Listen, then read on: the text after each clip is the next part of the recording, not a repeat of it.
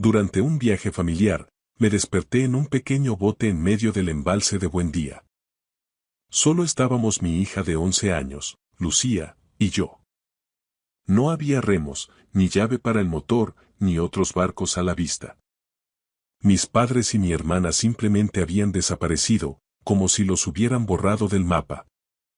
En la mochila encontré una sola hoja de papel, sujeta por una piedra. 2 palabras que golpearon como una sentencia. Tú lo elegiste. No grité. No lloré. Calculé lo que teníamos, seguí la posición del sol y hice lo único que hace un padre cuando sabe que nadie vendrá al rescate. Tomé una decisión. 9 horas después, mientras mi hija aún sentía el miedo en cada respiración, mis padres y mi hermana no llamaban a emergencias. Estaban llamando en pánico a sus abogados. Me llamo Ángel Moreno. He guardado esto durante mucho tiempo porque todavía me duele hablar de ello en voz alta. Pero si estáis aquí conmigo, no tendré que cargar con esto solo. Antes de contaros todo, por favor, escribid un hola en los comentarios o decime desde donde me estáis viendo. A veces, saber que alguien escucha es lo único que impide que la historia te devore por completo. Y si sentís ese nudo en la garganta, suscribíos. No por los números, sino porque este canal es el lugar donde digo la verdad que no pude decir en mi propia mesa. Gracias. Ahora, dejadme contároslo todo. Me desperté por un calor que parecía quemarme los párpados. El sol ya estaba alto, demasiado alto, y el aire estaba inquietantemente inmóvil. Tardé un segundo en comprender que no estaba en mi cama, ni en una habitación, ni en ningún lugar con paredes. Flotaba. Estaba en una barca de pesca de aluminio, a la deriva en medio del embalse. Mi hija, mi pequeña Lucía, estaba hecha un ovillo a mi lado bajo una manta fina. Seguía durmiendo con el chaleco salvavidas puesto. Tenía los labios secos y el puente de la nariz ya estaba rosado por el sol. Me incorporé demasiado rápido y se me nubló la vista, pero el instinto se impuso al pánico. Revisé la barca. 2 botellas de agua, una barrita energética, un pequeño botiquín, una mochila que no reconocí, un termo que olía vagamente a algo floral y demasiado dulce, y, bajo una piedra colocada intencionadamente, una hoja de papel. Levanté la piedra y la desdoblé. Tú lo elegiste. Sin firma, sin fecha, sin explicaciones. Pero en mi cabeza podía oír a Adela, mi hermana, diciéndolo con ese tono afilado como un cuchillo que siempre usaba cuando quería fingir que no era ella quien daba el golpe. Tú lo elegiste. No lloré. No grité. Mi cerebro pasó al modo supervivencia. Primero doblé la nota, alicé cada pliegue y la escondí en el forro secreto de la mochila. Una prueba. Había visto suficientes series policiales y leído suficientes documentos judiciales en mi antiguo trabajo para saberlo. Los detalles te salvan cuando nadie más lo hace. Revisé el motor. No arrancaba. No había llave. Tampoco había remos de repuesto. Los 2 soportes laterales estaban vacíos y las cuerdas que normalmente lo sujetaban habían sido desatadas con cuidado. No había bengalas, ni silbato, ni GPS de emergencia. Quien lo hizo tuvo tiempo. Sabía qué quitar. Revisé a Lucía. Su piel estaba caliente pero no quemada. Su pulso era lento pero constante. Volví a oler el termo. Tal vez manzanilla, pero demasiado densa. Había algo más. No bebí de él, pero tampoco lo tiré. Necesitaba recordarlo todo. Y entonces llegó el momento que no quería. La comprensión. Esto no había sido un error. No fue un descuido de alguien en el embarcadero. Fue deliberado. Miré al horizonte. El embalse se extendía ancho y silencioso. Sin sonidos, sin motores, sin cobertura. Intenté llamar con el móvil de todos modos. Zona muerta. Por supuesto. Los cañones y las rocas de esta zona matan la señal como trampas. Me eché hacia atrás, observando el sutil movimiento de la barca, atrapada por una corriente lenta y cruel. Nos alejábamos centímetro a centímetro del lugar donde nos habían abandonado. No fue pánico lo que me invadió entonces. Fue la sensación de finalidad. Alguien lo había planeado.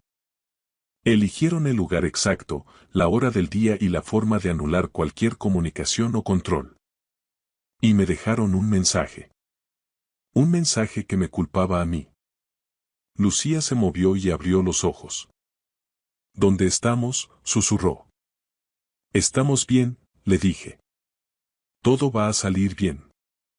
Aún no lo sabía, pero sabía esto. Si yo me derrumbaba, ella también lo haría. Calculé la posición del sol. ¿Cuánto tiempo habíamos estado inconscientes, que tan lejos podíamos haber flotado? Establecí reglas silenciosas de supervivencia hora tras hora. Plan A. Esperar. Plan B. Nadar. Pero no diría ni una palabra del plan B hasta que fuera necesario. Recordé algo más. 9 horas. Me dije a mí mismo. Si no aparece nadie en 9 horas, significa que no planeaban volver nunca. Y cuando entren en pánico, no será porque teman que me haya hecho daño. Saldré de aquí y hablaré. Miré el agua vacía, abrasadora e infinita, y tomé la primera de muchas decisiones. No moriré aquí, y si sobrevivo, me aseguraré de que cada uno de ellos se arrepienta de lo que hizo. 3 días antes, estaba sentado a oscuras, inclinado sobre mi portátil, intentando descifrar una hoja de cálculo que no cuadraba. La única luz de la habitación venía de la nevera, que había abierto hacía horas y no había cerrado bien. Lucía se había quedado dormida en el sofá con su sudadera gigante. Un bol con cereales ya blandos estaba en la mesa junto a ella. Me llamo Ángel Moreno y tengo unos 30 años. Soy viudo y padre. Vivo en un piso en las afueras de Madrid, donde el asfalto quema 8 meses al año y el dinero nunca parece ser suficiente. Antes trabajaba como mediador en juzgados de paz para reclamaciones de pequeña cuantía. Ahora hago trabajos temporales y soy autónomo revisando documentos legales para mantenerme a flote. La vida se volvió silenciosa tras la muerte de Elena. Mi mujer. Un accidente en la M30. Sin avisar, un martes cualquiera que destruyó el mundo. Lucía cambió después de aquello. Reía menos, observaba más a la gente, hacía preguntas que yo no sabía responder. Por las noches se aferraba a peluches viejos que antes decía que eran de bebés. Maduró demasiado rápido, como les pasa a los niños cuando el duelo reemplaza a la inocencia. Hace unas semanas, heredé una parcela de terreno de una tía lejana en la zona de Castilla-La Mancha. No le di mucha importancia.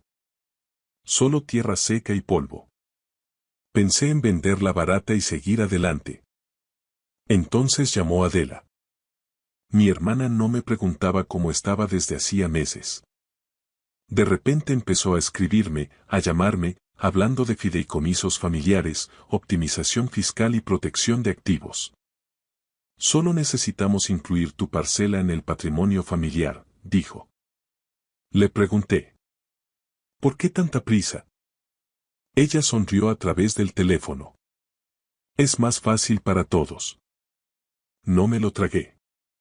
Unos días después, recibí un correo de un agente inmobiliario que no conocía, ofreciéndome el doble del valor de mercado. Ni siquiera había puesto la propiedad en venta. Ese mismo día, Adela mencionó de pasada que la zona esperaba un gran proyecto logístico. Centros de datos, polígonos industriales. Ella lo sabía, todos lo sabían. Mi tierra no era inútil. Era una mina de oro. Luego empezó el chantaje emocional. Mi madre, Marisa, llamó antes de dormir, cuando sabía que yo estaría agotado. Necesitas un descanso, cariño. Lucía necesita aire puro. Venid con nosotros al pantano. Adela envió fotos. Un chalet de alquiler precioso, un embarcadero privado, aguas tranquilas. No hay cobertura allí. Perfecto para desconectar, dijo. Lucía vio las fotos y me suplicó ir. Dijo que extrañaba la sensación de una casa llena, con sus primos y sus abuelos. Acepté por ella. Esa misma noche, Adela envió los documentos del fideicomiso, ya rellenados. La línea para la firma me esperaba. Sin presiones, escribió. Pero si firmas antes del viaje, todo será más sencillo. Le respondí con un mensaje. No firmaré nada hasta que sepa exactamente por qué esa tierra es importante. Nadie contestó, y entonces lo vi. Un correo reenviado que dejaron abierto en el iPad familiar cuando fuimos a cenar, enviado al abogado de la familia. El asunto. Evaluación de custodia y capacidad, progenitor en duelo. No solo querían la tierra. Se estaban preparando para retratarme como alguien inestable, no apto. Y aún así fui a ese viaje, porque Lucía merecía una alegría, porque necesitaba saber qué planeaban y porque, en el fondo, pensé que tal vez, solo tal vez, me equivocaba. Pero no me equivocaba. El camino hacia el embalse fue largo y silencioso, con ese tipo de silencio que se te queda pegado a los dientes. Lucía iba en el asiento del copiloto, contando matrículas y riéndose con un podcast que se había descargado. Yo no quitaba los ojos del horizonte. Tenía la mandíbula apretada, una tensión me recorría los hombros y no había respiración capaz de aliviarla. El mensaje de Adela llegó justo cuando pasábamos por la señal de bienvenidos a Sacedón. No te preocupes hoy por los papeles. Vamos a relajarnos y a disfrutar de la casa. Mañana hablamos. Las palabras eran dulces, demasiado dulces, como algo ya ensayado. Paré en una gasolinera a las afueras del pueblo. Necesitaba un minuto para recomponerme. Observé el entorno. Largas extensiones de campo sin casas a la vista. Solo matorrales, rocas y cielo. Si alguien se perdiera aquí, si de verdad se perdiera, no habría nadie a quien pedir ayuda, nadie que pudiera siquiera oír un grito. Llegamos al chalet de alquiler al atardecer.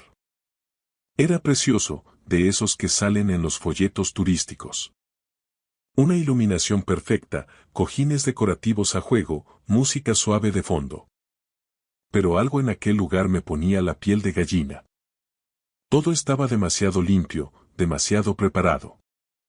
Adela nos recibió en la puerta, impecable y radiante.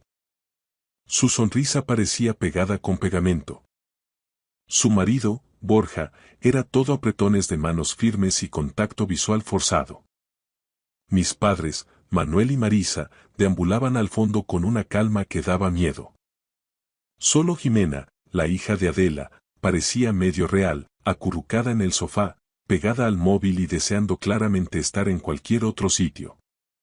Adela nos llevó por el pasillo hasta nuestra habitación, apartada de las demás y escondida cerca del garaje.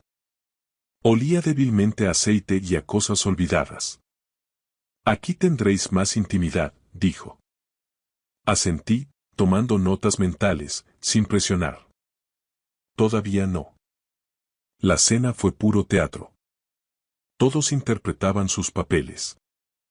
Manuel hablaba con entusiasmo sobre el legado familiar y la protección de lo nuestro.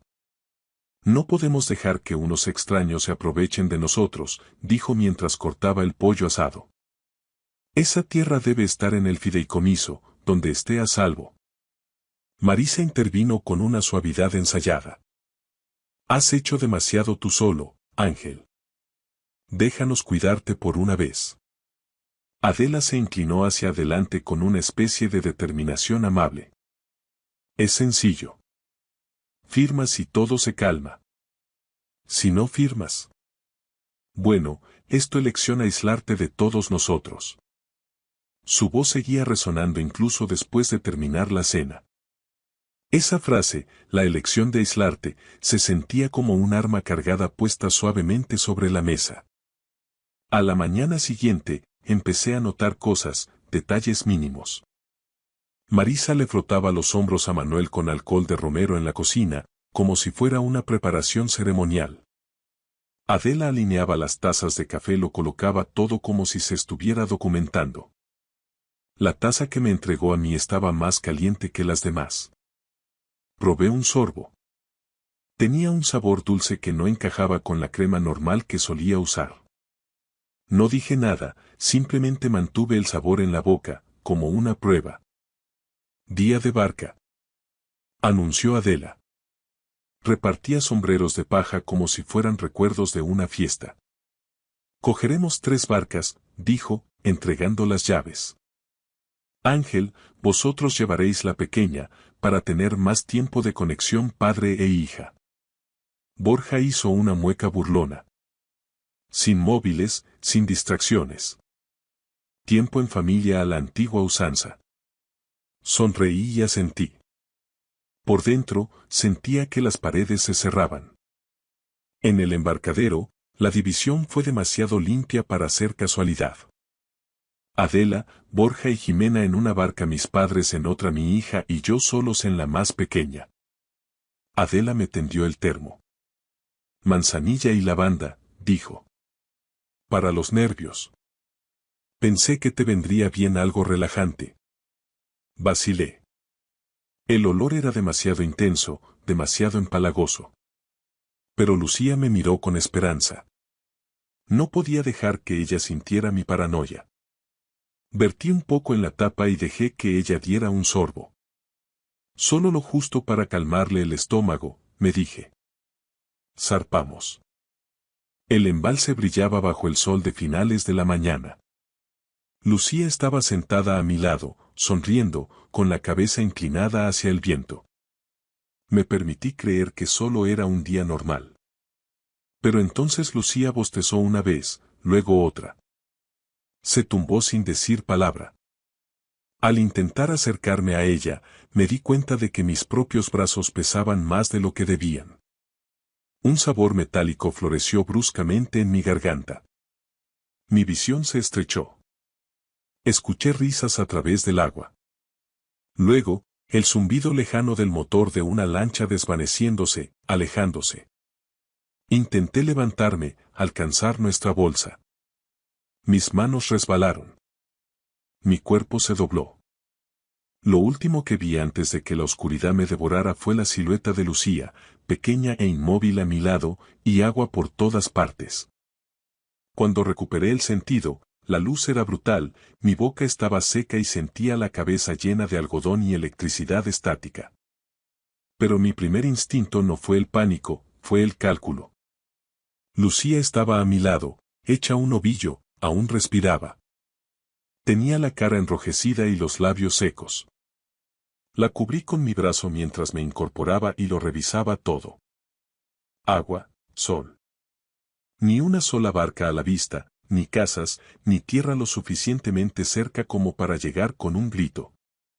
Revisé los suministros.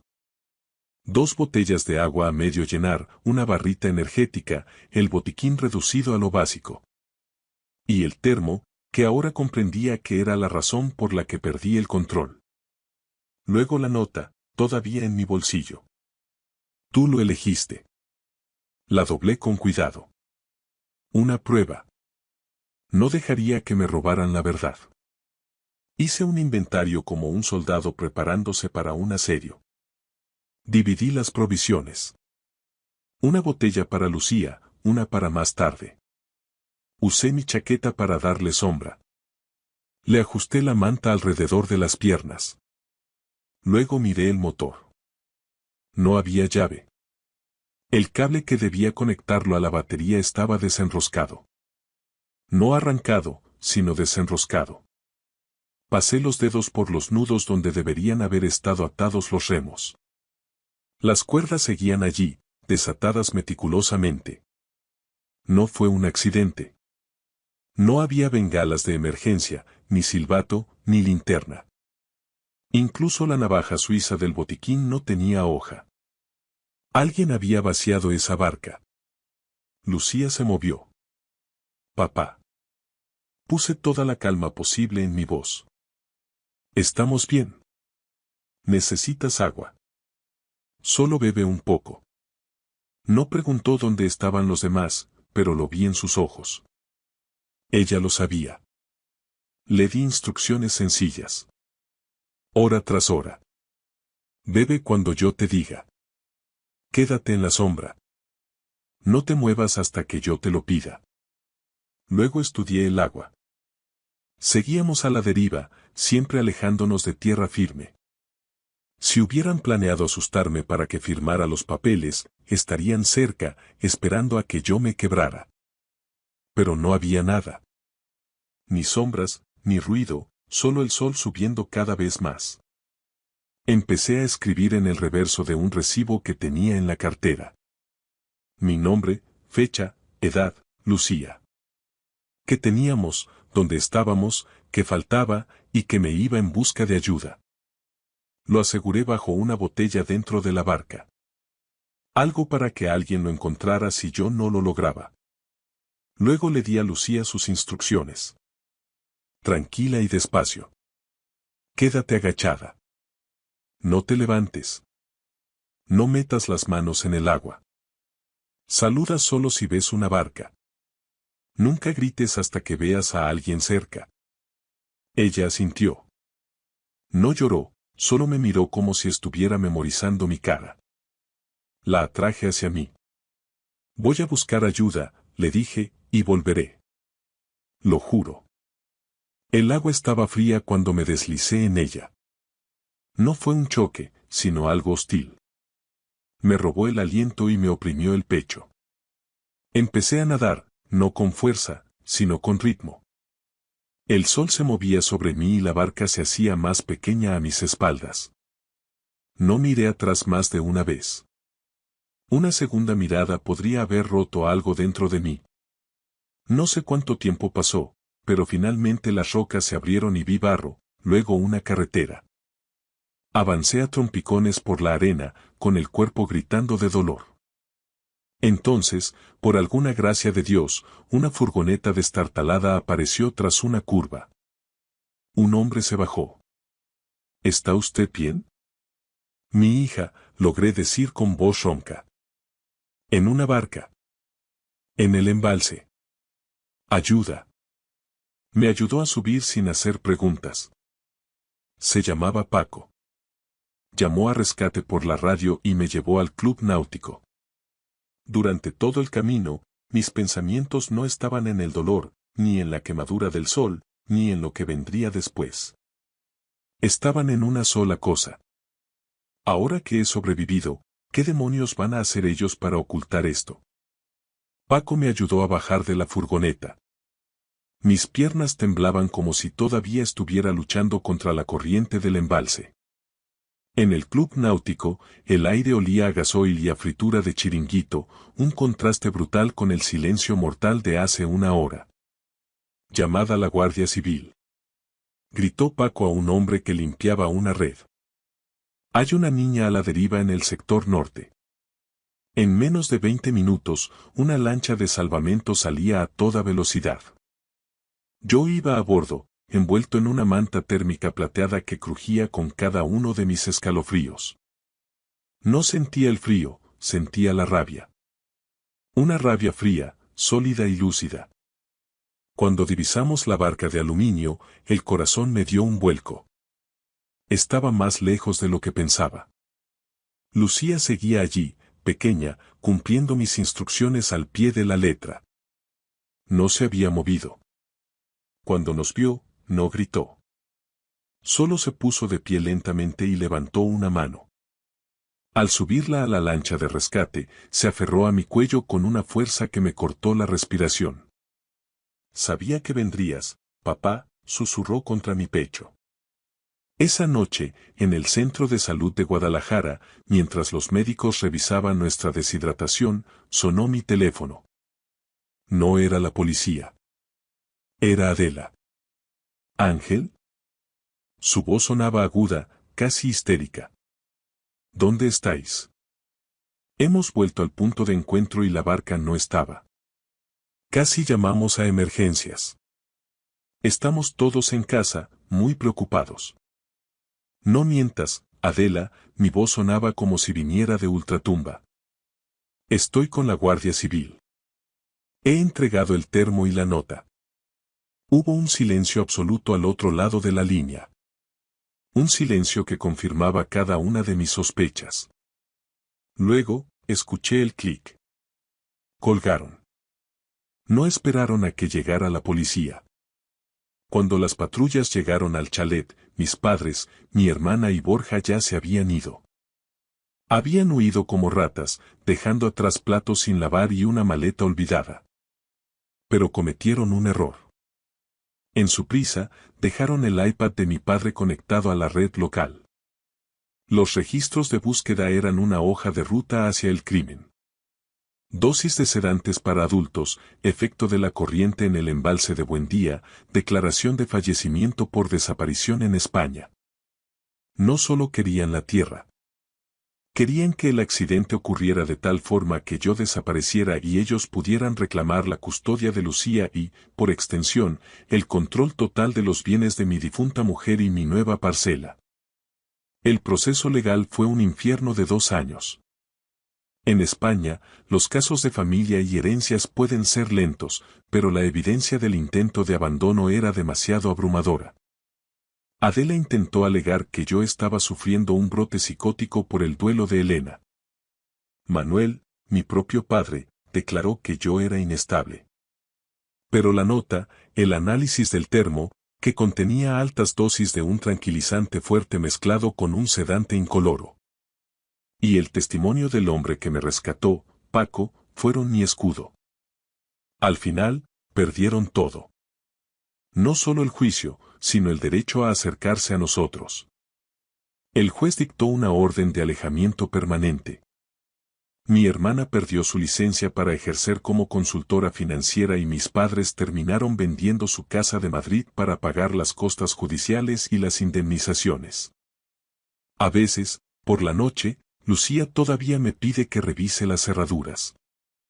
Algunas mañanas pregunta: ¿estás seguro de que estamos a salvo? Y cada vez le digo: sí, cariño, lo estamos. Porque esta vez es verdad. No necesité gritos ni venganzas dramáticas.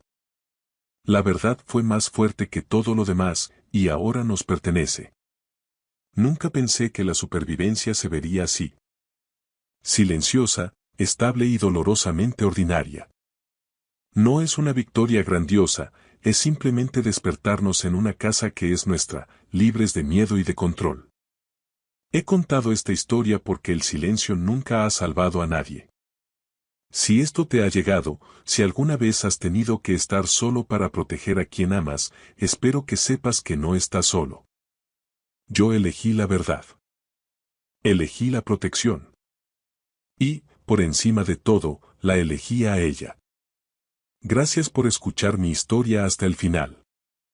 Si resonó contigo, dale like, escribe en los comentarios qué fue lo que más te tocó y no olvides decir de dónde eres.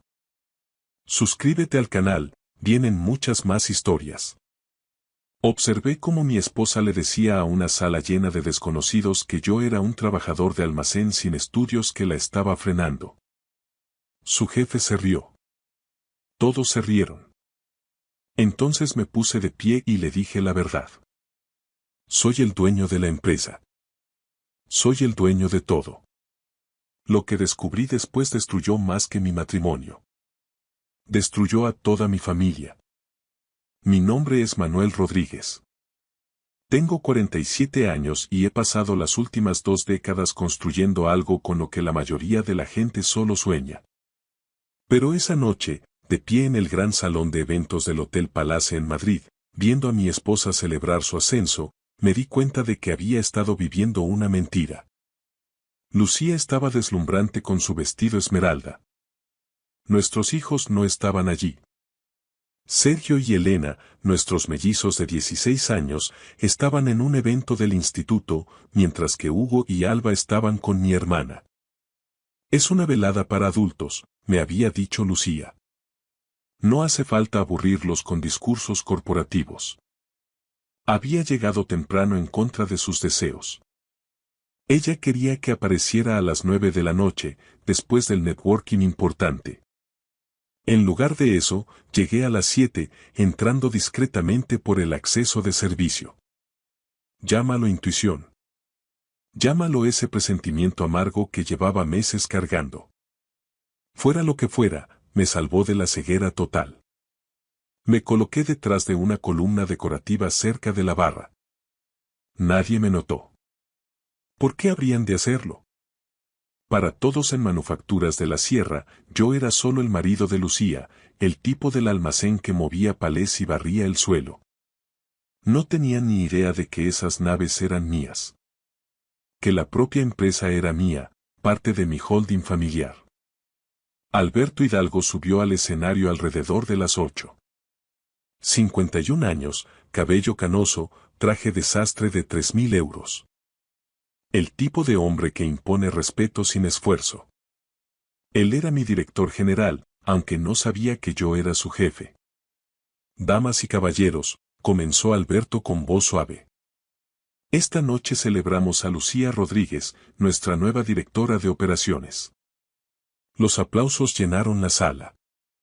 Lucía radiaba, de pie cerca del escenario junto a un grupo de ejecutivos. Lucía ha estado en Manufacturas de la Sierra durante 7 años, continuó Alberto. En ese tiempo, ha revolucionado nuestra eficiencia de producción y ha aumentado los márgenes de beneficio en un 42%. Pero lo que más me impresiona no es solo su mente brillante. Es su determinación para triunfar a pesar de los desafíos significativos que tiene en casa. Se me encogió el estómago. ¿Hacia dónde iba con esto? Verán, Lucía ha tenido que superar obstáculos que muchos de nosotros no podríamos imaginar, dijo Alberto, rodeando el podio. Mientras nosotros volvemos a casa con parejas que nos apoyan y entienden nuestras carreras, Lucía vuelve a casa con alguien que hizo una pausa para dar efecto. Digamos que su marido es alguien sencillo. Es un mozo de almacén sin formación académica. Un buen tipo, al parecer, pero no es exactamente lo que llamarían intelectualmente estimulante. Las risas recorrieron la multitud, dispersas al principio, luego aumentando. Miré el rostro de Lucía. No lo estaba deteniendo. No me estaba defendiendo. Lucía triunfó a pesar de que su marido es solo un obrero sin estudios, declaró Alberto. Eso requiere una verdadera fuerza de carácter. Más risas. Alguien cerca de la parte delantera incluso aplaudió. Entonces Lucía tomó el micrófono. Alberto, eres terrible, dijo ella, riendo. Pero sí, es verdad. Manuel tiene buena intención, pero la verdad es que me está frenando.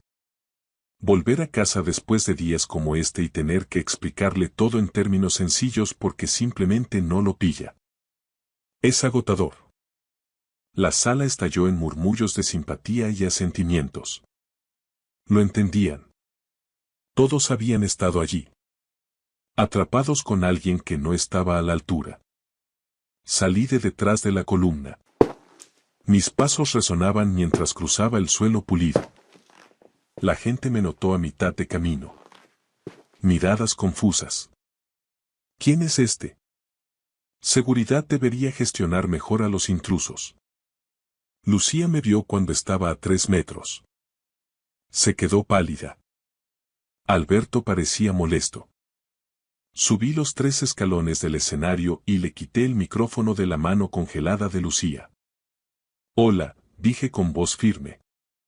Soy Manuel Rodríguez, el mozo de almacén, el tipo sin estudios que está frenando a su mujer. La sala se quedó en silencio.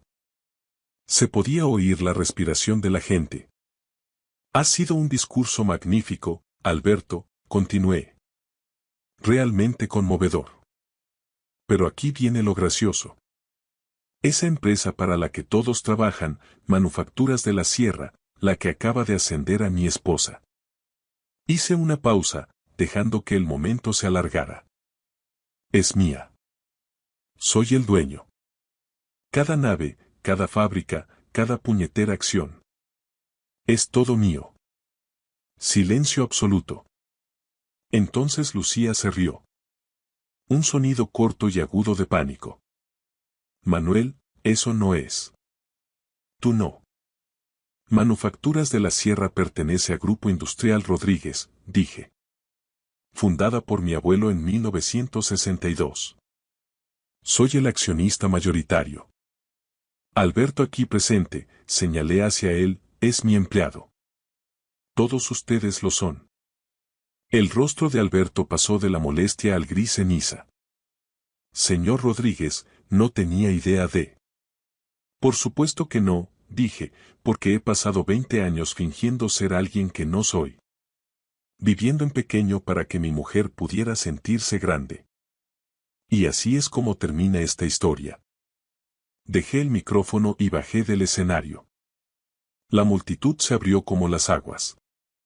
Detrás de mí, oí a Lucía empezar a llorar. Oí las disculpas tartamudeantes de Alberto. No miré atrás. Simplemente seguí caminando fuera de ese salón, fuera de ese hotel, fuera de la vida que había estado viviendo. El desmoronamiento había comenzado. No fui a casa. No podía. La idea de entrar en esa casa, ver las fotos de Lucía y yo sonriendo como si fuéramos felices, como si fuéramos reales, me revolvía el estómago. En su lugar, conduje. Simplemente conduje hacia el norte por la A1. Llevaba las ventanillas bajadas a pesar del frío de octubre, dejando que el aire de la sierra me despejara la cabeza. Mi teléfono empezó a sonar alrededor de las 9:30. Lucía, por supuesto. Una y otra vez. Lo veía iluminarse en el asiento del pasajero, con su foto parpadeando. Una foto de nuestras vacaciones en las Islas Baleares hace 2 años. Ambos riendo en la playa. ¿Había estado mintiendo incluso entonces? ¿Cuánto tiempo había sido yo el motivo de sus burlas? Hacia las 10, me detuve en una estación de servicio. Me quedé allí sentado en mi coche, con las manos apretando el volante, mirando a la nada. Un camión pasó rugiendo, sus luces traseras rojas desapareciendo en la oscuridad. Me sentía como ese camión. Avanzando solo porque detenerse significaba enfrentarse a lo que dejaba atrás. Mi teléfono sonó de nuevo. Un número diferente esta vez. Respondí sin pensar. Manuel, ¿qué demonios acabas de hacer? Era mi hermana, Clara. Ya te has enterado. Está por todas las redes sociales, Manuel, dijo Clara. Alguien publicó un video de la fiesta. Tu revelación. Lucía llorando. Todo. Tiene ya 200.000 reproducciones. Cerré los ojos. Por supuesto, alguien lo había grabado. Ahora se graba todo. Manuel, ¿estás bien? La voz de Clara se suavizó. ¿Dónde estás? En una parada de descanso. En algún lugar al norte de Madrid. Ni siquiera lo sé. Ven a mi casa. Mi marido y yo tenemos la habitación de invitados lista. No deberías estar solo ahora. Necesito pensar, Clara. Necesito averiguar qué sigue. Lo que sigue es que no tomes ninguna decisión mientras estés así de furioso, dijo con firmeza.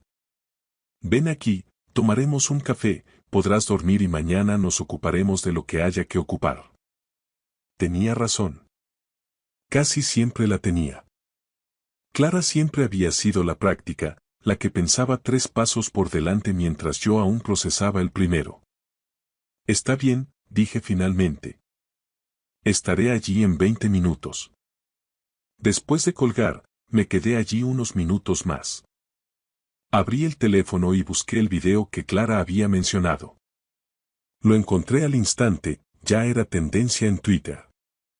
Allí estaba yo, subiendo a ese escenario. El rostro de Lucía palideciendo. Mi voz firme y tranquila entregando la verdad como un martillo. El silencio de choque. Alberto Hidalgo con cara de estar a punto de desmayarse. Luego yo alejándome mientras el caos estallaba a mi espalda. Los comentarios eran brutales. La mitad de la gente llamaba a Lucía de todo. La otra mitad me llamaba mentiroso, diciendo que era falso, un montaje para llamar la atención. Unos pocos pensaban que era un héroe. La mayoría solo quería más drama. Cerré la aplicación, arranqué el coche y volví a la carretera hacia la casa de Clara en las afueras. Mi teléfono vibró con un mensaje. Lucía. Manuel, por favor, ven a casa. Necesitamos hablar. Todo esto es un malentendido. Puedo explicarlo todo. Me quedé mirando ese mensaje durante un largo momento. Un malentendido, ¿verdad? Había malentendido las palabras que salieron de su boca.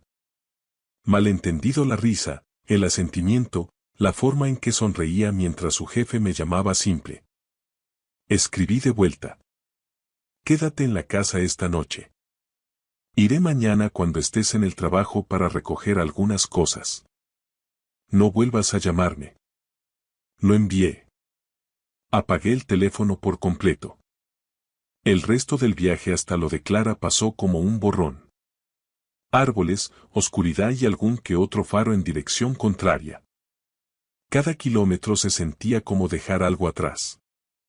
La vida que había construido, el hombre que fingí ser, el matrimonio que creía real. Clara me esperaba en el porche cuando llegué. Me abrazó sin decir nada. Me sujetó con fuerza mientras yo intentaba recordar cómo respirar. Vamos, dijo finalmente. David ha hecho su famoso guiso. Tienes que comer. No tengo hambre. Da igual. Vas a comer de todos modos. Me arrastró hacia el interior de la casa. Y luego me lo vas a contar todo desde el principio. No más secretos, Manuel. Ya no. Entramos juntos. Su marido, David, estaba en la cocina. Me saludó con un gesto de cabeza, de esos que los hombres se dan cuando las palabras no son suficientes. Me senté a la mesa de su cocina, acepté el plato que Clara puso frente a mí y empecé a hablar. Pasé esa noche en casa de Clara, desvelado en la habitación de invitados, mirando al techo. Alrededor de las 3 de la mañana, finalmente me rendí con el sueño y bajé. Encontré a David ya en la cocina haciendo café. ¿Tampoco podías dormir?, preguntó. Te sirvo una taza. Demasiadas cosas en la cabeza. Nos sentamos a la mesa en un silencio cómodo. David había sido mi cuñado durante 12 años. Sabía cuándo hablar y cuándo simplemente estar presente. ¿Sabes qué es lo peor?, dije finalmente. Ni siquiera es el engaño. Es que se avergonzaba de mí. Todos estos años pensé que teníamos un acuerdo. Pensé que ella sabía quién era yo realmente. Ella no lo sabía, dijo David en voz baja. Eso es lo que lo hace peor. Ella lo sabía y eligió fingir que no eras nada. Salió el sol alrededor de las 6. Clara se unió a nosotros, ya vestida para el día. Bien, dijo, poniendo su portátil sobre la mesa. Tenemos que hablar de estrategia. Tu historia está en todas partes, Manuel. La prensa local se ha hecho eco. Los diarios económicos están publicando artículos sobre Grupo Industrial Rodríguez. Tu teléfono probablemente esté explotando. Lo encendí. 73 llamadas perdidas, 216 mensajes de texto. Mi correo electrónico tenía más de 500 sin leer. La mayoría son de Lucía, dijo Clara, revisando. Pero también hay reporteros, socios comerciales y... Hizo una pausa. Tus hijos. Sergio te llamó 4 veces anoche. Se me cayó el alma a los pies. Los mellizos y los pequeños Hugo y Alba. Dios, ni siquiera había pensado en cómo se enterarían ellos. Tengo que hablar con ellos, dije, buscando mi teléfono. Espera. Clara me agarró la muñeca. ¿Qué les vas a decir? Van a tener preguntas, Manuel. Preguntas sobre por qué les mentiste toda su vida. Tenía razón. Mis hijos pensaban que yo trabajaba en un almacén. Pensaban que vivíamos modestamente porque eso era todo lo que podíamos permitirnos. No tenían idea de que su padre era dueño de un imperio industrial valorado en 300 millones de euros. Llamé a Sergio. Respondió al primer tono. Papá, ¿dónde estás? Mamá está perdiendo los papeles. Y hay un montón de cosas en internet diciendo que eres el dueño de la empresa. ¿Es verdad? Es verdad, hijo. Todo. Silencio. Entonces nos has estado mintiendo todo este tiempo. No mintiendo. Solo no contando toda la verdad. Es complicado, Sergio. ¿Podéis tú y Elena quedar conmigo hoy? Os lo explicaré todo. Mamá dice que la humillaste. Dice que destruiste su carrera porque tenías envidia de su éxito. Sentí que se me tensaba la mandíbula. Por supuesto, ella le daría ese giro. Eso no es lo que pasó. Quedad conmigo para comer en la cafetería de siempre a las 12. Solo vosotros dos. Hablaremos y responderé a cada pregunta que tengáis. Respuestas honestas, lo prometo. Otra pausa. Vale, allí estaremos. Después de colgar, Clara me miraba con preocupación. ¿Vas a contarles todo lo de Lucía y Alberto? No todo, pero lo suficiente. Merecen la verdad. Me puse de pie. Tengo que ir a la casa primero. Coger algo de ropa, mis documentos. Lucía debería estar en el trabajo para las 10. ¿Quieres que vaya contigo? Ofreció David. No, esto es algo que debo hacer solo. Conduje de vuelta a nuestra urbanización a las 9. La casa se veía exactamente igual. Un chalet de 2 plantas, césped cuidado y una canasta de baloncesto. Habíamos vivido allí 8 años. La había pagado al contado, pero Lucía pensaba que teníamos una hipoteca. Solo otra capa de la mentira. El coche de Lucía no estaba. Bien. Entré por la puerta principal. La casa olía a su perfume. Fotos de nuestra familia cubrían las paredes. Vacaciones, cumpleaños, mañanas de Navidad. Todos esos momentos que creí reales.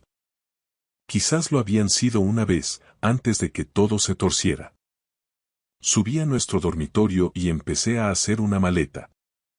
Ropa, artículos de aseo, el reloj que me regaló mi abuelo. Mientras sacaba camisas del armario, noté algo.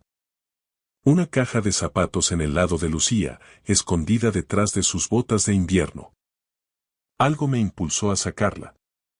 Dentro había cartas, docenas de ellas. Notas escritas a mano en papel con el membrete de Manufacturas de la Sierra. Todas de Alberto Hidalgo para Lucía.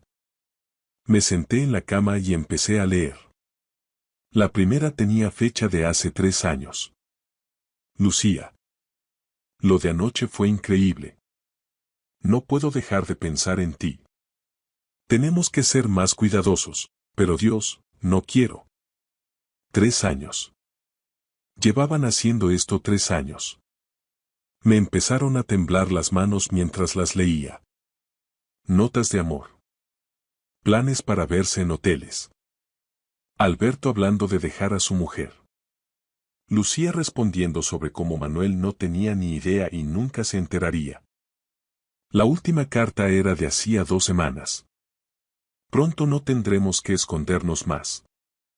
Una vez que seas directora, tendremos el poder de hacer cambios reales. Tal vez incluso empujar la empresa de Manuel en una dirección que nos facilite la vida. Leí esa línea 3 veces. Empujar mi empresa. Habían estado planeando algo. ¿Usar la posición de Lucía para qué? Sabotearme. Manipular las operaciones de la fábrica. Me llevé la caja entera. La cafetería era un lugar al que habíamos ido durante años los niños y yo. Lucía rara vez se unía, siempre demasiado ocupada con el trabajo. Ahora me preguntaba si realmente había estado ocupada o simplemente evitaba el tiempo en familia porque le recordaba al marido del que se avergonzaba. Sergio y Elena entraron puntuales a las 12. 16 años. Ambos altos y con semblante serio. Eso lo heredaron de Lucía. Pero las expresiones escépticas eran totalmente suyas. Papá, dijo Elena, deslizándose en el banco frente a mí. Su voz era cautelosa, controlada. Necesitamos respuestas. Lo sé, y las tendréis. Pero primero, quiero pediros perdón. Siento que os hayáis enterado así. Siento no haber sido honesto con vosotros desde el principio. ¿Por qué no lo fuiste? Preguntó Sergio. ¿Por qué dejarnos pensar que eras un simple mozo cuando resulta que eres el dueño de todo? Tomé aire. Esta era la parte difícil. Porque cuando nacisteis, quería que crecierais de forma normal. No mimados, no creyéndoos con derecho a todo. Quería que entendierais el valor del trabajo, de ganarse las cosas, de no dar el dinero por sentado. Mi padre creció en la riqueza y eso lo hizo arrogante, desconectado de la gente real. No quería eso para vosotros. Así que nos mentiste en su lugar, dijo Elena tajante. Guardé un secreto. Hay una diferencia. La hay. Ella se inclinó hacia adelante. Papá, ya no somos niños. Sergio y yo tenemos 16 años. Podríamos haber gestionado la verdad. En cambio, hemos tenido que enterarnos por las redes sociales de que nuestro padre es un millonario secreto. ¿Sabes cómo se siente eso? Puedo imaginarlo. ¿Puedes? La voz de Sergio subió ligeramente. ¿Puedes imaginar que toda tu vida sea una mentira? Que todo lo que creías saber sobre tu familia resulte ser falso. Vino la camarera. Pedimos hamburguesas para ellos y café para mí. Nadie tenía hambre realmente, pero nos daba algo que hacer con las manos. No todo era falso, dije una vez que ella se fue. Lo importante era real. Mi amor por vosotros. Nuestro tiempo en familia, los valores que os enseñé sobre el esfuerzo y la integridad. Eso era real. Lo único falso era el saldo de mi cuenta bancaria. ¿Y mamá? Preguntó Elena en voz baja. ¿Ella también era falsa? Ahí estaba la pregunta que tanto temía. Vuestra madre y yo tenemos problemas, dije con cuidado.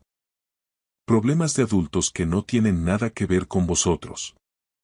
Pero esos problemas son la razón por la que finalmente decidí dejar de ocultar quién soy. Todo el mundo habla de lo que ella dijo, dijo Sergio.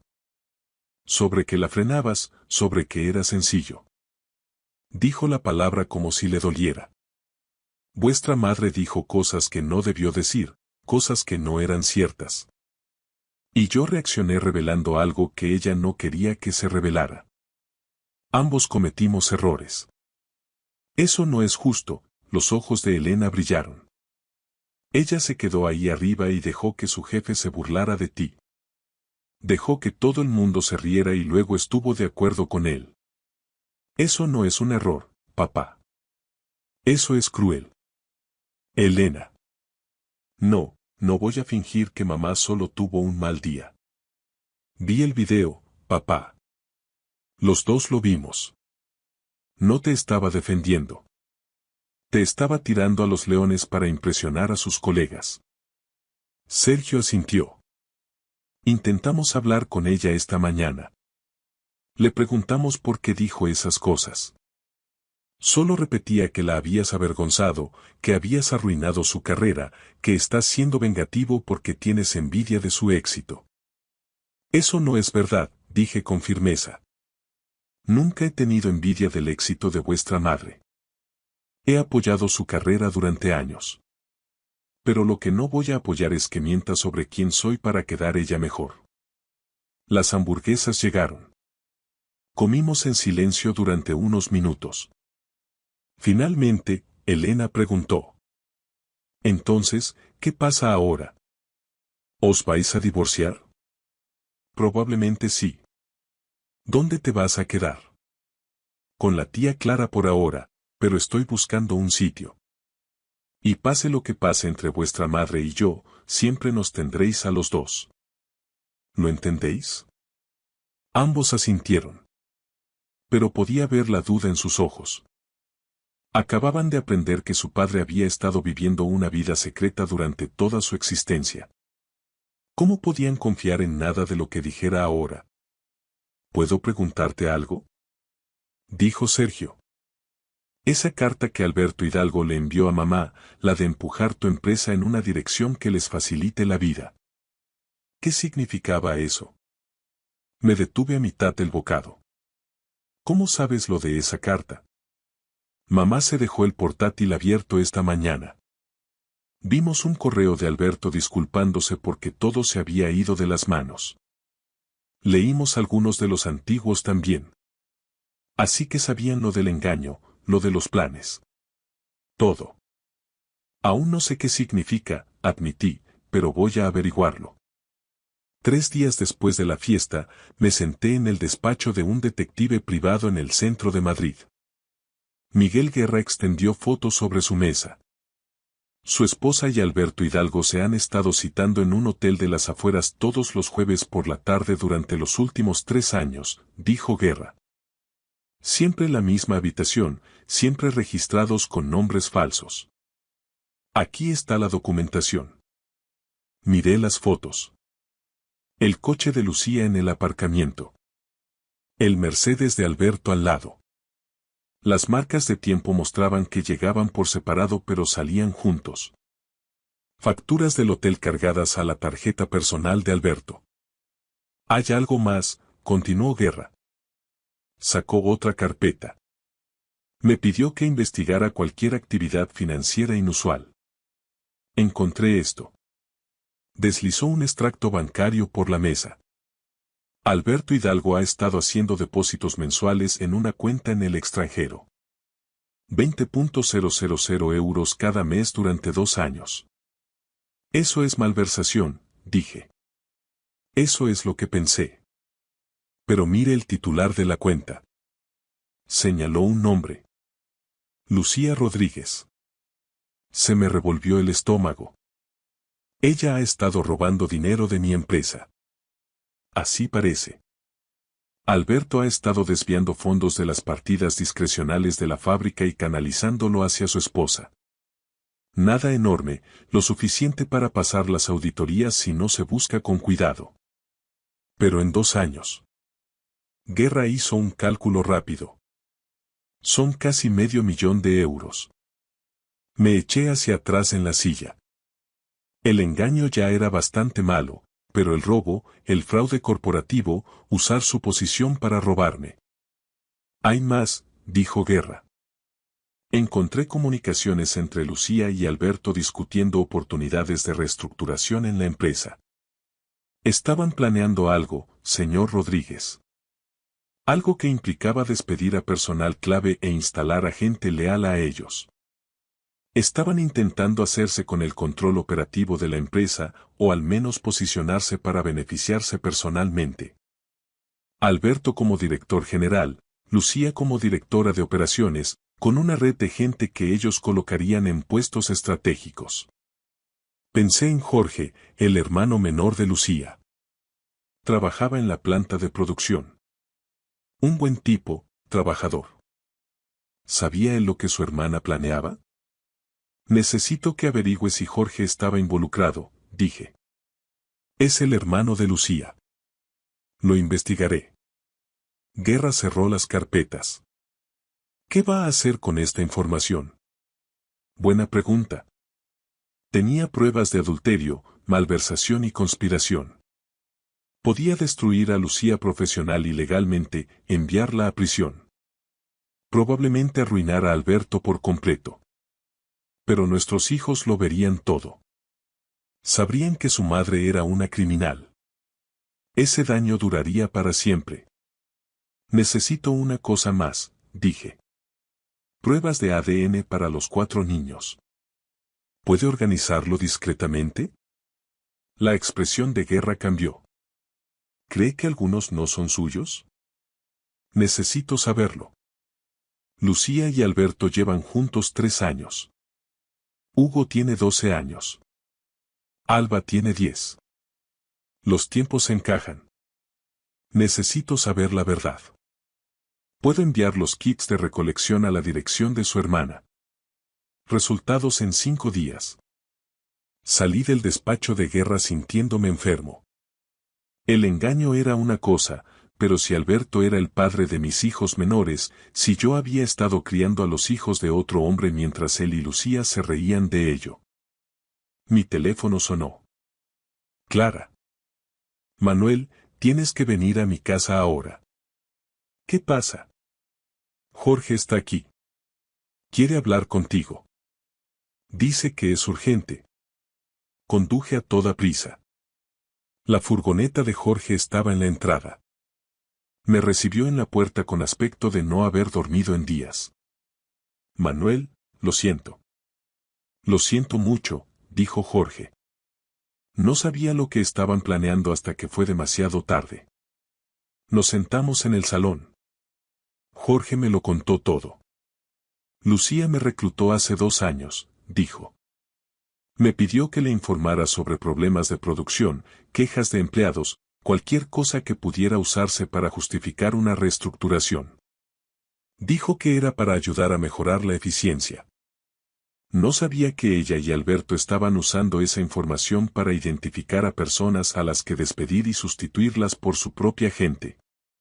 ¿Sabías lo de su relación? Jorge asintió miserablemente. Me enteré hace 6 meses. Los vi juntos en un restaurante en otra ciudad cuando fui a visitar a unos amigos. Me enfrenté a Lucía. Me dijo que mantuviera la boca cerrada o se aseguraría de que perdiera mi trabajo. Tu propia hermana te amenazó. Ha cambiado, Manuel. En los últimos años, se convirtió en alguien que no reconozco. Ambiciosa, despiadada. Decía que estaba cansada de vivir a tu sombra. Cansada de fingir ser clase media cuando merecía algo mejor. ¿Dijo algo alguna vez sobre los niños? ¿Sobre Hugo y Alba? El rostro de Jorge se puso pálido. ¿Por qué preguntas eso? Jorge, necesito saberlo. ¿Son míos? Se quedó callado un largo rato. Hace años, Lucía me comentó algo sobre complicaciones y decisiones difíciles en la época en que nacieron los pequeños, pero no lo entendí entonces. Ahora, sabiendo lo de Alberto. Creo que es posible que no lo sean. Lo siento, Manuel. Debí decírtelo antes. Los resultados del ADN llegaron un martes. Estaba en casa de Clara cuando llegó el correo electrónico. Me quedé mirando la pantalla durante 5 minutos antes de atreverme a abrirlo. 4 pruebas para 4 hijos. Sergio.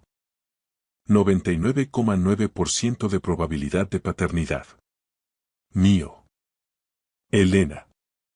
99,9% de probabilidad de paternidad. Mía. Hugo. 0% de probabilidad de paternidad. No es mío. Alba. 0% de probabilidad de paternidad. No es mía. Leí esos números 3 veces. Hugo y Alba no eran mis hijos biológicos. Había pasado 12 y 10 años criándolos, amándolos, siendo su padre, y no eran míos. Clara me encontró 20 minutos después. Manuel, ¿qué pasa? No podía hablar. Simplemente giré el portátil hacia ella. Observé su rostro mientras leía los resultados. Oh Dios, susurró. Manuel, lo siento muchísimo. Tengo que decírselo, dije. A los niños. Merecen saberlo. ¿Estás seguro? Esto los destruirá. Se van a enterar tarde o temprano. Mejor que venga de mí. Me puse de pie. Tengo que verlos. A todos. Hoy. Llamé a Sergio. ¿Puedes reunir a todos? A tu madre también. Tenemos que tener una reunión familiar. ¿Sobre qué? Te lo explicaré cuando llegue. Solo confía en mí, ¿vale? Una hora más tarde, entré en mi casa por primera vez desde la fiesta. Lucía estaba en el salón con los 4 niños. Me miró con furia. ¿De qué trata esto, Manuel? El abogado dijo que no debíamos tener contacto sin. Cállate, Lucía, mi voz era de hielo.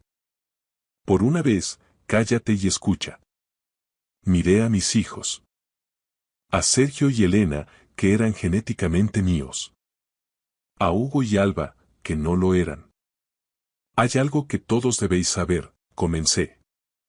Algo que acabo de descubrir yo mismo. Saqué los resultados del ADN. He hecho pruebas genéticas a los 4.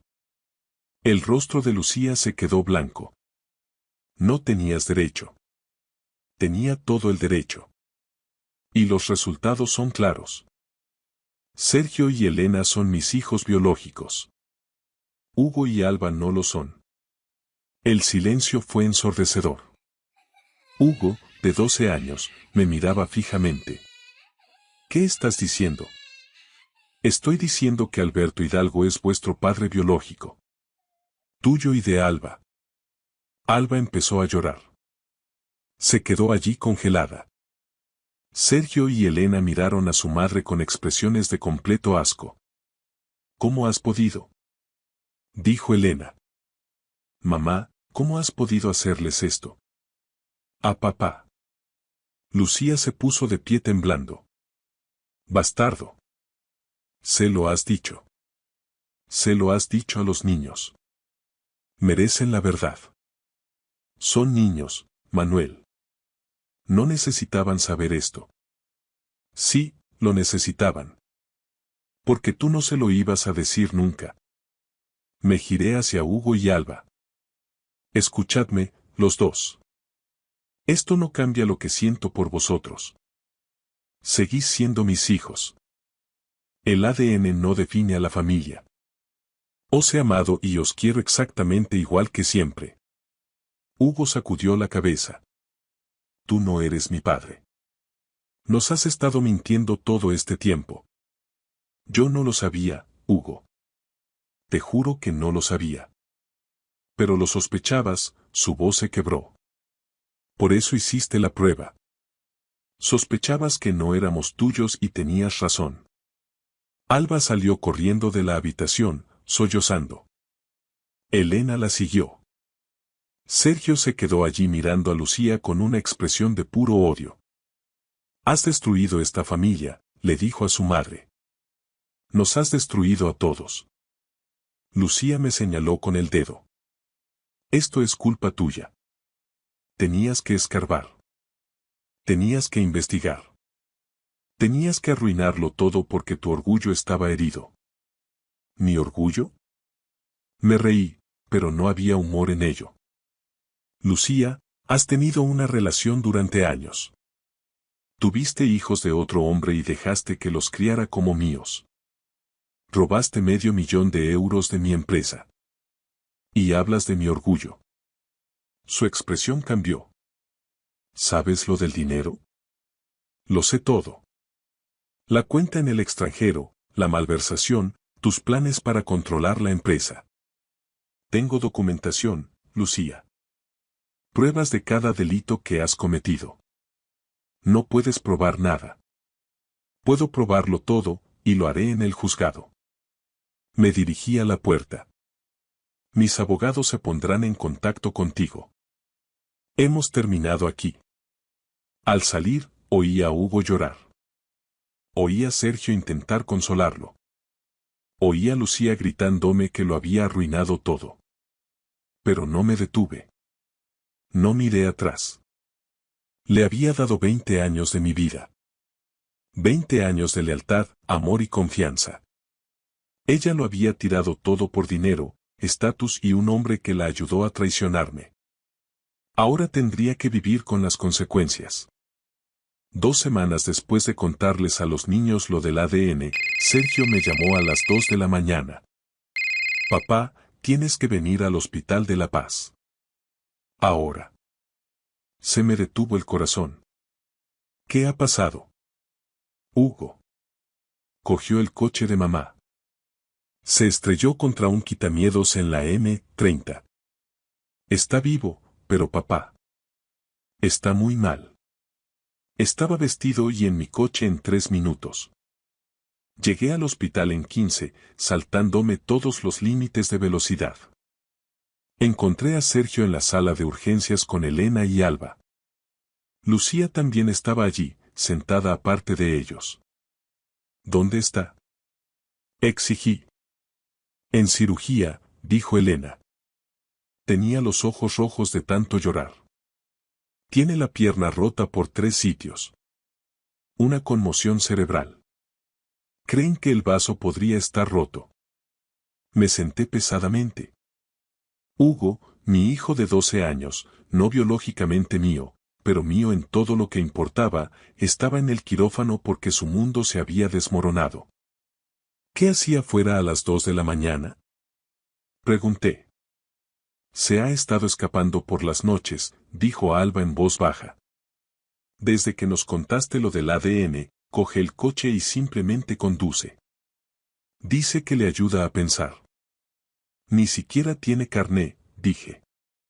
Cogió las llaves del bolso de mamá, explicó Sergio. Lleva haciéndolo una semana. No dijimos nada porque pensamos que pararía. Miré a Lucía. Estaba mirando al suelo, sin decir nada. Esto es culpa tuya, le dije. Todo esto. Hugo está ahí dentro porque destruiste su sentido de quién es. No te atrevas, siseó Lucía. Tú fuiste quien se lo dijo. Tú eres el que no pudo dejarlo estar. Merecía la verdad. Merecía un padre que lo protegiera, no una madre que lo traicionara. Elena se puso de pie. Basta. Los dos. Hugo está en cirugía y vosotros peleando por quien tiene la culpa. Tenía razón. Respiré hondo. Tienes razón. Lo siento. El cirujano salió 3 horas después. Hugo estaba estable. La cirugía había ido bien. Su pierna sanaría y habían logrado salvarle el vaso. Se pondría bien. El alivio me inundó. ¿Puedo verlo? Está en reanimación. Dele otra hora. Cuando finalmente me dejaron entrar, Hugo estaba despierto. Su pierna estaba escayolada y en tracción. Tenía la cara magullada. Hola, campeón, dije suavemente. Lo siento, papá, su voz era ronca. Siento lo del coche. No intentaba chocar. Solo necesitaba alejarme de todo. Lo sé. Acerqué una silla a su cama. Hugo, necesito que entiendas algo. Lo que te dije sobre el ADN. Sé que dolió. Sé que cambió cómo te ves a ti mismo, pero no cambia cómo te veo yo. Eres mi hijo. Nada cambiará eso jamás. Pero no soy tuyo de verdad. Soy de Alberto Hidalgo. La biología no te hace hijo de alguien. El amor sí. La elección sí. Yo elegí ser tu padre cada día durante 12 años. Eso no se detiene por el resultado de una prueba. Los ojos de Hugo se llenaron de lágrimas. Siento que toda mi vida fue una mentira. Tu vida no fue una mentira. Las decisiones de tu madre lo fueron. Pero tú eres exactamente quien siempre has sido. Inteligente, divertido, valiente. Mi hijo. Empezó a llorar. Le tomé la mano hasta que se durmió. Fuera, Lucía estaba esperando. ¿Puedo verlo? Necesita descansar. Es mi hijo, Manuel. ¿Lo es? ¿O es solo un recordatorio de tu aventura? Otra pieza de daño colateral de tus decisiones. Empecé a caminar hacia la salida. Ya has causado suficiente daño, Lucía. Aléjate de él hasta que esté listo para verte. Al día siguiente del accidente de Hugo, presenté cargos penales contra Lucía y Alberto. Malversación, fraude y conspiración. El fiscal estaba muy interesado en el $500,000 que habían robado. El abogado de Alberto me llamó 2 días después. Señor Rodríguez, mi cliente querría reunirse con usted en privado. ¿Por qué me reuniría con un hombre que se ha estado acostando con mi mujer y robando a mi empresa? Porque tiene información que querrá oír sobre los planes de su esposa. Nos vimos en una cafetería. Alberto se veía fatal. Sin afeitar, con ojeras profundas y mucho más delgado. Gracias por venir, dijo Alberto. Tienes 5 minutos. Lucía planea alegar que abusaste de ella financiera y emocionalmente. Va a argumentar que todo lo que hizo fue por supervivencia. Que la controlabas, la aislabas, la hacías dependiente. Eso es absurdo. No importa si es verdad. Importa si es creíble. Y ella es muy creíble, Manuel. Ya tiene a 3 colegas dispuestos a testificar que parecías controlador. Que ella se quejaba de que limitaba su libertad. Sentí frío. ¿Por qué me cuentas esto? Porque he terminado de protegerla. A Alberto le temblaban las manos. Pensé que nos amábamos. Pensé que construiríamos algo juntos. Pero en cuanto las cosas se pusieron feas, me tiró a los leones. Dijo a los investigadores que yo la manipulé para la malversación. Que la coaccioné para la relación. Que ella era una víctima. ¿Sabías que eras el padre de Hugo y Alba? Alberto empalideció. ¿Qué? Pregunta sencilla. ¿Sabías que eran biológicamente tuyos? Se quedó en silencio. Sí. Lucía me lo dijo hace años. Me prometió que una vez que tomáramos el control de la empresa, estaríamos juntos. Los niños sabrían la verdad. Planeabais quitarme a mis hijos. Planeaba ser honesto con ellos. Lucía es la que insistió en mentir. ¿Y el dinero? Fue idea de ella.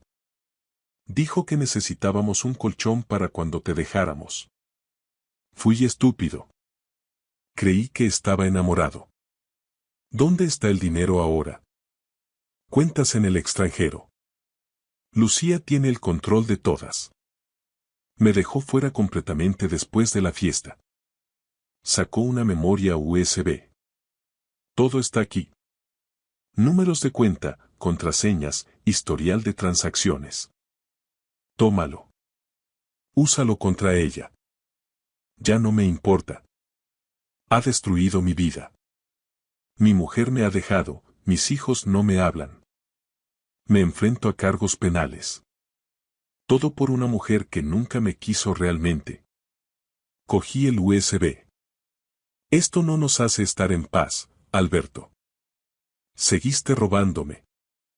Te acostaste con mi mujer. Dañaste a mis hijos. Lo sé. Pero quizás esto ayude a equilibrar un poco la balanza. Lo dejé allí sentado solo con sus remordimientos. Esa noche entregué el USB a mis abogados. A la mañana siguiente, solicitaron la congelación de todas las cuentas de Lucía. Cada euro que había robado quedó bloqueado. Ella me llamó gritando. No puedes hacer esto. Ese dinero es mío. Ese dinero es robado. Y ahora es una prueba. Espero que tengas un buen abogado, Lucía. Lo vas a necesitar. Lucía rechazó el acuerdo. Dijo que me llevaría a juicio, que probaría que yo era controlador y abusivo, y que se quedaría con la mitad de todo lo que yo poseía. Su abogado confiaba en poder pintarme como un multimillonario manipulador que atrapó a una mujer inocente en una red de mentiras. El juicio comenzó 6 meses después de la fiesta. Hugo ya no tenía la escayola, aunque caminaba con una ligera cojera que el médico decía que desaparecería. Había pedido testificar a mi favor. También Sergio y Elena. El abogado de Lucía empezó fuerte. Llamó a colegas que dijeron que yo parecía distante en los eventos de la empresa. Una terapeuta que había visto a Lucía 2 veces diagnosticó síntomas de abuso emocional. Incluso Jorge intentó ayudar a su hermana al principio, diciendo que yo había sido controlador con las finanzas familiares. Entonces mis abogados se pusieron a trabajar. Presentaron las cartas entre Lucía y Alberto. 3 años de documentación de la relación, incluyendo discusiones detalladas sobre cómo robar a la empresa y finalmente echarme de mi propio negocio. Mostraron las cuentas en el extranjero, los fondos malversados, el fraude sistemático. Pero el momento que lo cambió todo fue cuando llamaron a Hugo al estrado. Mi hijo de 12 años caminó hacia el estrado con la cabeza alta. El abogado de Lucía intentó ir por lo suave, haciéndole preguntas fáciles sobre la vida familiar. Entonces mi abogado preguntó: Hugo, ¿conocías a Alberto Hidalgo antes de la fiesta de ascenso de tu madre? Sí, dijo Hugo claramente. Venía a casa a veces cuando papá estaba fuera por negocios. Mamá decía que era un colega, pero los vi besándose en la cocina una vez. Yo tenía 10 años. La sala se quedó en silencio. ¿Se lo contaste a alguien?, preguntó mi abogado. Le dije a mamá que los había visto. Dijo que fue un error. Que no significaba nada. Que nunca debía decírselo a papá porque le dolería. Dijo que si lo contaba, destruiría nuestra familia. ¿Cómo te hizo sentir eso? La voz de Hugo flaqueó. Como si yo fuera el responsable de mantener a la familia unida. Como si decía algo, fuera culpa mía que todo se desmoronara. Guardé ese secreto durante 2 años hasta que papá lo descubrió de todos modos. Lucía lloraba en la mesa de la defensa, pero el jurado no la miraba con simpatía. La miraban con asco. El veredicto llegó 3 días después. Lucía fue declarada culpable de malversación y fraude, sentenciada a 4 años de prisión, reducidos a 2 por buen comportamiento y restitución total. Alberto recibió 3 años. El acuerdo de divorcio me otorgó la custodia principal de los 4 hijos. Lucía obtuvo visitas supervisadas y tuvo que devolver el dinero robado con intereses. Se quedó con su plan de pensiones y su coche. Yo me quedé con todo lo demás. Al salir del juzgado, los reporteros nos rodearon. No respondí preguntas. Simplemente puse mi brazo alrededor de Hugo y caminé hacia el coche. Papá, dijo Hugo una vez que estuvimos dentro, ¿estás bien? Estoy bien, campeón. Estuviste genial ahí arriba. Dije la verdad. Eso es lo que tú me enseñaste a hacer. Estoy orgulloso de ti. Muy orgulloso. Sergio nos llevó a casa. Había sacado el carné 2 meses antes. Elena y Alba nos esperaban en casa de Clara con pizza y un pastel que decía: se acabó en letras azules. Clara nos había ayudado a hacerlo. Alba estaba mejorando, viendo a un terapeuta 2 veces por semana, entendiendo poco a poco que nada de esto era su culpa. Cenamos en familia. Reímos por tonterías. No hablamos del juicio ni de Lucía. Solo disfrutamos de estar juntos. Más tarde, después de que los niños se acostaran, Clara me encontró en el porche. Lo lograste, dijo. Los protegiste. Dijiste la verdad. Sobreviviste por poco, pero lo hiciste. ¿Y ahora? Ahora puedes reconstruir. Vivir honestamente. Ser tú mismo sin esconderte. Tenía razón.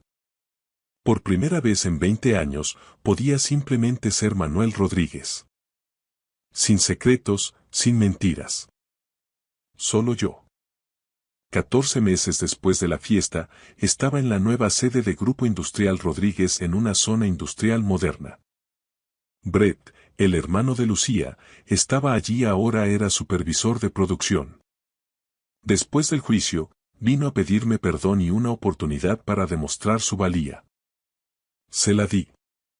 Se había ganado su puesto con trabajo duro e integridad. Las nuevas líneas de montaje funcionan al 98% de eficiencia, dijo Jorge, mostrándome los números. Es lo mejor que hemos hecho nunca. Buen trabajo, Jorge. Lucía sale el mes que viene, dijo él con tristeza. Libertad condicional por buen comportamiento. Preguntó si los niños la visitarían. ¿Qué dijeron? Sergio y Elena dijeron que tal vez algún día. Hugo y Alba dijeron que no, todavía no. No me sorprendió. Hugo había sido claro sobre sus sentimientos.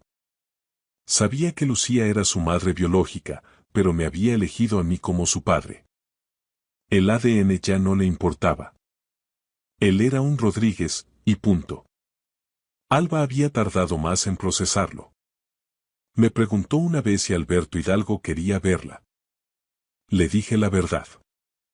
Que él había escrito cartas desde prisión pidiendo saber de ellos. Ella dijo que no. Tenía un padre. No necesitaba otro. Mi teléfono vibró. Un mensaje de Sergio. Papá, a Elena la han aceptado en la Universidad Politécnica para Ingeniería. Está flipando. Sonreí. Elena quería seguir los pasos de su abuelo. Sergio estaba mirando escuelas de negocios, hablando de trabajar conmigo algún día. Hugo estaba en 2 de la ESO, queriendo entrar en el equipo de baloncesto. Alba se había unido al coro del colegio y descubierto que sabía cantar. Estaban sanando. Todos lo estábamos. Deberías irte, dijo Jorge. Celebra con tus hijos. Esto puede esperar. Conduje de vuelta a la nueva casa que compré hace 6 meses. Más pequeña que la anterior, pero nuestra. Sin recuerdos de la traición de Lucía. Solo paredes limpias y nuevos comienzos. Los niños me recibieron en la puerta, todos hablando a la vez sobre la aceptación de Elena. Vamos a pedir, iremos a un buen restaurante para celebrar, anunció Sergio. Elección de Elena porque es una genio. No soy una genio, idiota, dijo Elena sonriendo. Solo he trabajado duro. Es lo mismo, dijo Hugo, riendo. Nos amontonamos alrededor de la mesa de la cocina, pasándonos los cartones de comida, planeando un viaje para visitar el campus. El caos familiar normal. El tipo de caos con el que soñé durante el juicio. Después de cenar, Elena me buscó en mi despacho. Papá, ¿puedo preguntarte algo? Siempre. ¿Te arrepientes? De todo lo que pasó. De decir la verdad en la fiesta. Pensé en ello. Pensé en el dolor, la publicidad, el juicio. Pensé en el accidente de Hugo, en los niños aprendiendo lo del ADN, en los meses de terapia y lágrimas. No, dije finalmente. No me arrepiento porque nos trajo hasta aquí. A ser honestos los unos con los otros. A que vosotros sepáis quién soy realmente y elijáis amarme de todos modos. A construir algo real en lugar de vivir una mentira. Bien, dijo Elena, porque estoy orgullosa de ti, papá. Por ser lo suficientemente valiente para decir la verdad, incluso cuando fue difícil. Esa noche, después de que todos se acostaran, me senté en el despacho mirando fotos. Ayudando a gente, marcando la diferencia. Porque ese era quien yo era realmente. No el multimillonario, no el marido engañado, solo Manuel Rodríguez, un hombre que creía que todos merecían dignidad y una oportunidad para triunfar. Los secretos se habían ido. Las mentiras se habían terminado. Y por primera vez en 20 años, finalmente podía ser yo mismo. Gracias por escuchar mi historia hasta el final. Si resonó contigo, dale like, escribe en los comentarios qué fue lo que más te tocó y no olvides decir de dónde eres. Suscríbete al canal, vienen muchas más historias.